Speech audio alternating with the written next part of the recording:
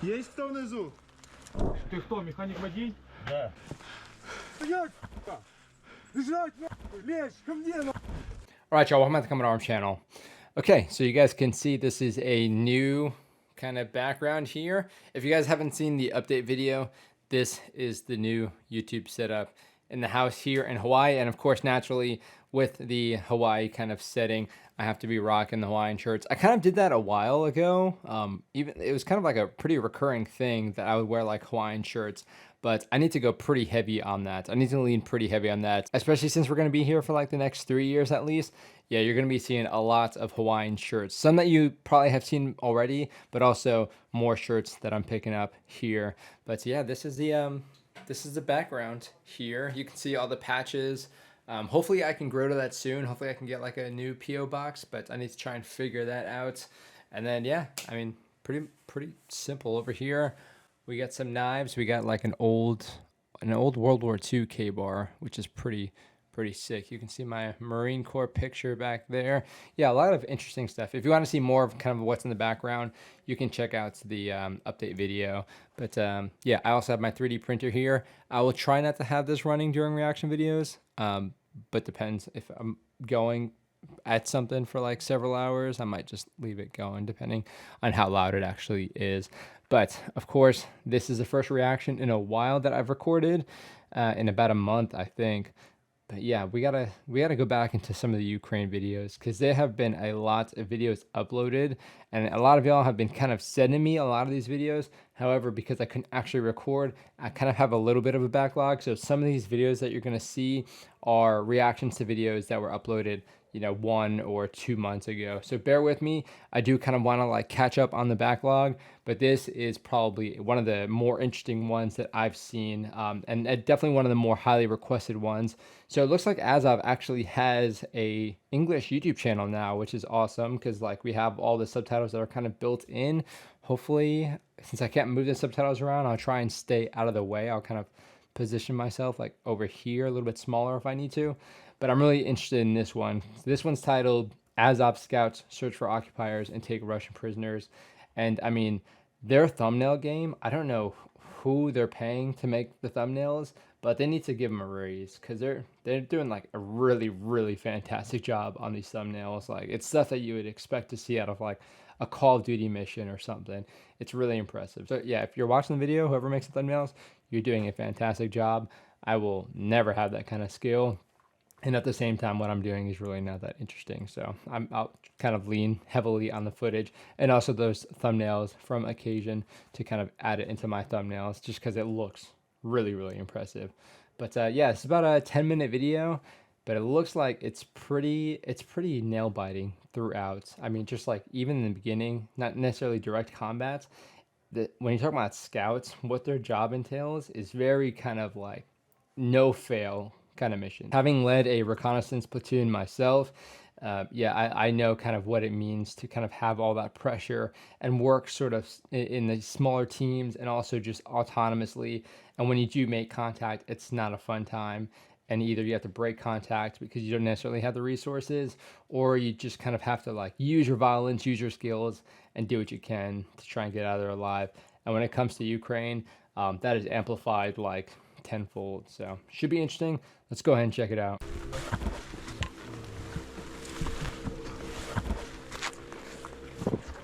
I can't get over how difficult it must be to try and move around that kind of terrain, especially as like a scout or a recon element. Everything is just so loud. I mean, you knock over a brick and you can hear that from like 100 meters away easily.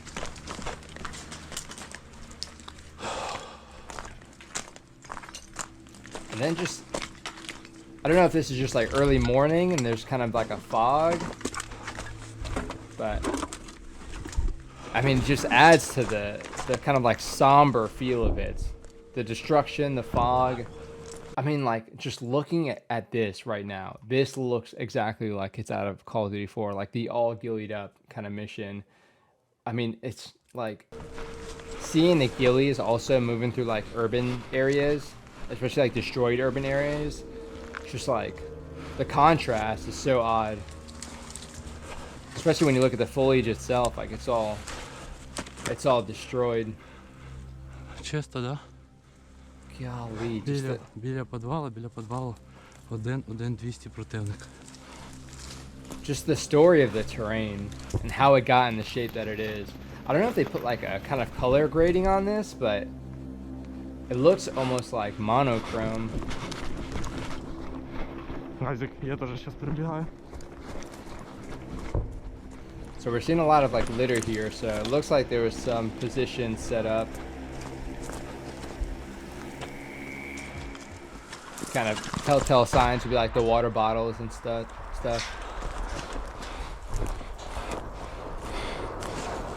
I always wonder what the random like indirect fire is trying to target.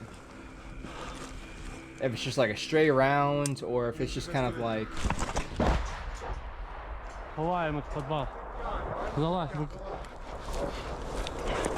you can always well imagine there's like a lot of ISR in the air.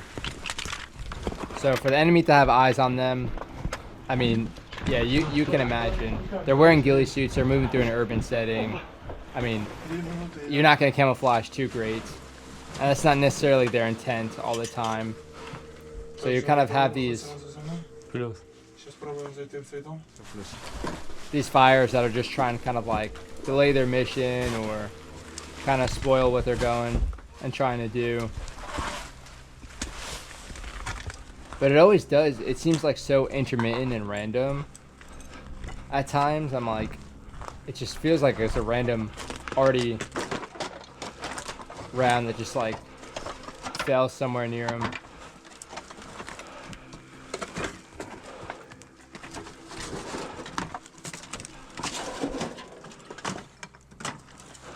So I wonder, a lot of times when we see the Azov, I mean, they kind of have similar setups to what we've seen before, but I always wonder kind of what their mission is right now. Reconnaissance, of course, we're trying to see where the enemy positions are, kind of see what their capabilities are looking like, kind of understand the order of battle. But for this, it almost seems like they're doing kind of like a battle damage assessment. Не знаю, надо спускатися. But they might also just be doing some recon to see what might be some viable. Ты кто, механик-водитель? Да. Чем заезжал Oh сюда? damn, dude! Viable positions for Когда friendlies. заезжал? Сколько дней назад? 17 числа заезжали. Сколько человек сюда завезли? 6. 6? Да. Где твой напарник? Документы есть? Документы Нету, якісь є? документов нету с собой никаких. Телефон мобильный. Телефон сдох. Давай телефон, пароль от телефона. Быстрее. Сейчас. Golly. Откуда у тебя гидраторы? I mean, he's cooperating, so that's awesome for them. I mean, this dude also just looks like he's done. I mean, just imagine being in like this completely bombed out town with nobody else around you. You don't even have communications. I mean, what else can you do? I'm surprised he's even still here. I'm surprised he didn't try and like regroup, but I mean, we've seen it. There's so much dispersion in some of these units, and I mean, also sometimes just not a whole lot of communication. So you're also kind of like risking it a lot to make those movements if you don't have any sort of supports with all the drones in the air, and also just kind of moving on to another unit, trying to communicate, you know, what happened. So, I mean, maybe just staying in place is a pretty decent option. So if they have intentions, they could kind of give up, but it seemed like he was still trying to hide. I don't know how much longer he could have held out. But I mean, at this point, it's like, why not just say, hey, I got nothing here. So like, whatever, take me in. Давай телефон, пароль от телефона. Быстрее. Сейчас, секунду. And now they're doing like a А? MTA. Украинский. Кулиш, О. ложи, кидай, Здесь, кидай здесь туда. было. Туда ложи. Кулиш, выйди. So now they're kind of doing like interrogation, 17. 17 числа. but also like a Кайся, він спить. sensitive Прикинь, site я засну, він спить. exploitation, Я не спал, я лежал просто. like document Ну, и думаю, я не exploitation. зайду, да? Я не знал. Откуда выезжали, я не помню. Откуда-то партизан какой-то там. Ага. Красный партизан, да? Да, откуда-то оттуда выезжали. Можно водички вот это вот? Яку? Да, пий. Ми ж не... Ти знаєш, кому ти попав в плен? Нет, не знаю. А с кем ты воюешь, ты тут З ким знаешь? ти воюєш, знаєш? Знаю, что ВСУ. ВСУ тут? ВСУ? А честно? Ну, мне точно ничего Ну, не вам объясняли. какую-то политинформацию доводят, кто It против seems like вас. they always just have like Говорят, no что clue правый сектор, Правый what's сектор? going on. да, Я понял. ВСУ. It's like, ВСУ, да? Понятно. Да. Всё? go here, here's your sector of fire, Ну, говорят, что есть make it work. Какие-то операции No в ближайшее contingency время plan, no планировались? case plans, Та он Звонили, докладывали. backup plans, you know. заїхали би. Він 17 числа заїхав.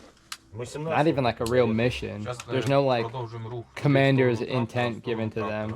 Потом знайдемо там, якщо нормальне укриття, будемо там. Потім треба якось думати, щоб залетіла машинка і нас забрала. Тебе повезло, на. Да, главное теперь, что твои кенты не наебшили нам, ну. Oh Вашого shit. ні тебе, ні нас. Да, и все будет. С противоположной стороны зеленки. Вы заходите с севера. The here and like, you're so lucky. You can't argue with that.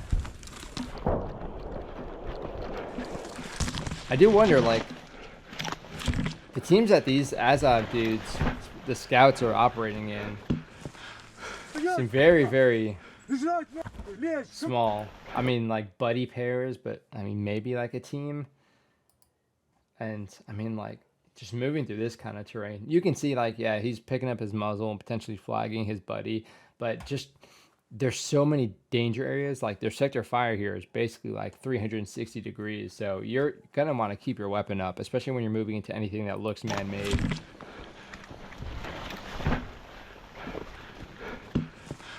Стоять, сука! Бежать, нахуй, лезь, ко мне, нахуй! Сюда, нахуй! Сюда, сука! Назад, блядь! Встал, блядь! Ближе, That indirect, that indirect, плюс. it's fucking terrifying. Упрись ногой, да, вылазь. Все, давай. Nice. They got another Сейчас person? идешь за ним. Damn. На This дистанции dude, I идешь. mean, he looks like he was still kind of ready to fight with his body armor on and stuff, but I mean, fight for what? Like, where even is he? In the middle of some random ass field by himself? Давай, скидывай в броню. Раздупляйся. Мы стрелять не будем, если ты не шерохнешь. Здесь что? Таблетки. Все, дед, ну It's crazy, like, все, Лёх. you might not even be doing anything like physically taxing or like be in direct like combat, but once you're face to face with the enemy, I mean, your heart rate is just going to be skyrocketing. It's just a lot of adrenaline is going to be pumping anyway, just because there's so much that can happen in such like a compressed time frame. I mean, there's like no room for error, so it's just like dead focus.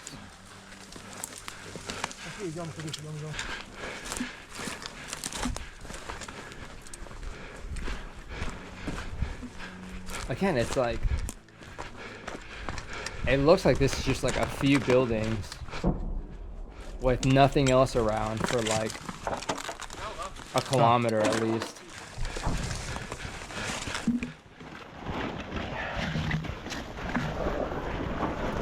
Damn, dude, that is an insane tunnel. Руки вверх, поднял. Вперед, пошел. Вперед. Стяжки, фокус. Либо скотч, не растяжки. Wow, is that like their hide site? Дед, повернулся ко мне, сел на колени. Damn, that is a pretty secure looking hide site. Нормально? They got like the little broom and stuff too, keep it a little tidy. Тільки в руку. По спине. Подивись спину, фіш. Сейчас поднимемся. Дед, смотри, видишь вон матрас? Сейчас на него садишься, понял, жопу? Давай. Пошел. Тут вот на краю. Damn, Ножиком. nice hide Когда site. кричу бежать, надо бежать. Так, дед, давай. Дед, Спину твою. Фиш, подальше его немножко туда, да. Поближе к стенке. This is like something that a lot of people don't think about. I mean, having flashlights, yeah, awesome. But this, the logistics of anything, especially being so dispersed, is like insanely difficult and challenging. There's so many things that you can just forget, so many small, easy things that you can forget. like battery specifically is what I'm thinking about here. You have these guys who have like flashlights and they're in this hide site with, it doesn't look like any kind of like organic lighting to it. So you need to have light sources constantly going. So you need to have a lot of batteries, and not just like, you know, crappy batteries. It depends on kind of the type of equipment, but I've had like flashlights where you start seeing it getting a little bit more dim. It'll like flicker a little bit. But with like lithium batteries, those are a little bit nicer to have just because they kind of work and then they're kind of like out, which is good and bad sometimes because I've had a flashlight just go off and I was doing like, you know, force on force. And then right when my flashlight turned off because the lithium battery died, I got shot right in the face. So there's pros and cons, but like having some pretty nice, reliable batteries and having a lot of them, just something like that is something that you cannot forget, because you have to think, if you don't have a flashlight doing stuff like this, I mean, you're not going to do it down here, especially when you have enemy prisoners of war. Сиди вот так, не дергай. Там поверху, поломаться. Так, я, ну, нормально делать, сидеть куда-то. The Russian camo is so interesting. It almost looks like just like moldy clothing. Девятка, рота. Батальон какой, девятка. Шторма. Взвод, шторма. Взвод. Взвод, я не знаю. Я полгода был в Сочи. Все хорошо. Девятка, взвод, Half a year. шторма, What? шторма. Шторм Б. Шторм В, правильно? Ну, Z, вы там. что как называете? Half a year. Девятка, шторм за. How do you even manage that? Why even bother? Why don't you just like find some Ukrainian unit and just test your luck, especially just like rotting out in the battlefield for 6 months or whatever, doing whatever, bouncing around. It's wild.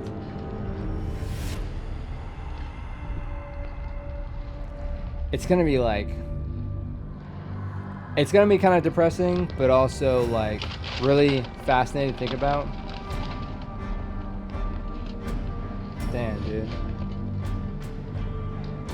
I'm glad they added that there at the end, though. Kind of understand what it takes to get to where they are now, and the kind of like what if of it all. So in a weird way, it's gonna be kind of depressing, but also kind of honoring them in a way. If like here in the near future or just in the future in general, we start seeing like video games with this kind of setting, with this kind of modern conflict, because when you have video games like that, you have the potential for them to kind of like mirror or even tell the stories of some of the like Ukrainian fighters, which again will kind of honor them. But again, it's weird to see more like, it sounds weird to say, but more like content for these video game manufacturers to be like, oh, okay, cool. Now we can like, we had this major war. Now we can make a video game out of it and kind of cast that as a setting, even if it's like loosely based on it. You know, they have the potential of doing that, and it's just interesting. That's a whole new discussion, or just a different discussion entirely, like the ethics of video games and kind of using these experiences as their kind of backdrop for that. But it's just something I thought about. These things kind of pop in my head. Like we talked about here, you have like World War II where you have a bunch of like written memoirs, but for like this conflict specifically, you have GoPros, you know, up the ass. Everybody's got a camera. There's cameras everywhere. There's drones everywhere. So there's so much documentation of like every battle, every kind of like city, you know, all these little like skirmishes inside the battles. There's so much documentation. So these kind of memoirs are really kind of just going to be like more of like a video memoir or just like a documentary in a sense. And it's gonna be interesting to see who can get access to all of this footage and tell that story later on down the road, or tell these stories. But yeah, let me know what you guys think about this kind of combat. Again, having experience in reconnaissance, I know it is a very, very kind of stressful job. Less stressful in the sense of like direct combat, you know, as consistently as like a stormtrooper or someone going into the trenches. However, there's, again, you're operating in these small teams. You have to operate kind of more autonomously, less supports. More than likely, you're going to be kind of way past those friendly lines, those boundary lines, to allow you to get that kind of support. So you're kind of working on your own, And there's so much potential for if one thing happens, or if somebody sees your hide site or sees your movement or compromises your patrol, it can go bad very, very quickly.